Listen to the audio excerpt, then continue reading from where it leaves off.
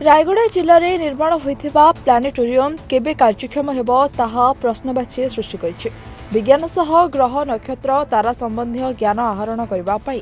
प्राय 10 कोटी ऊर्ध्व टंका व्यय राज्य सरकार द्वारा रायगड़ा सहर निकटस्थ भाकुरगुड़ा निकटरे यह प्लानेटोरियम निर्माण करा जायथिला। गत फेब्रुआरी मासरे यहाकू पूर्वतन मुख्यमंत्री वर्चुअल मोड माध्यम उद्घाटन करथिले, किंतु उद्घाटन परदिन ठारू यह कार्यक्रम न होई ताला पड़ी बंद रहिछि, जहाद्वारा मूल्यवान यंत्रपाति नष्ट होबार संभावना रही। तुरंत साधारण जनता और छात्र छात्री निमंते खोली कार्यक्षम करने दावी करिसेंती राज्य कांग्रेस साधारण संपादक दुर्गा प्रसाद पंडा। वर्तमान सरकार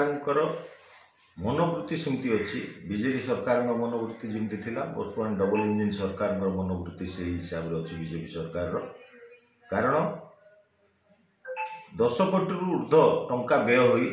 रायगड़ा जिले में भाकुरगुड़ा ठारे एक प्लानेटोरियम होता जोटा कि 5th शेड्यूल एरिया छात्र छात्री माने किछि उपकृत हेबे बोली, किंतु दुखर विषय प्लानेटोरियम इलेक्शन पूर्व तरबरिया भाव में मंत्री हाथ में फिता कटा गला एवं वर्तमान जाए से प्लानेटोरियम बंद होकर रही। तेणु आम जिला प्रशासन को जिलापाल महोदय को अनुरोध करुचु प्लानेटोरियम अति शीघ्र आरंभ करा जाओ एवं प्लानेटोरियम जो स्काम होईची एनपीसीसी रो जो स्काम होईची प्लानेटोरियम बाहर ठिकादार को दे काम करैछंती अति निम्न मानर मेसिनरी से लगी जोटा कि वर्तमान आरंभ कले से आरंभ हो ना, कारण जो माने एक्सपर्ट अच्छी से मतामत प्लानेटोरियम रो मेसिनरी यदि 1 ईयर डेड भाव रहीगला कार्यकारी नहला ताहले से मेसिनरी आउ कार्यक्षम हेब ना। तेणु आम अनुरोध करुचु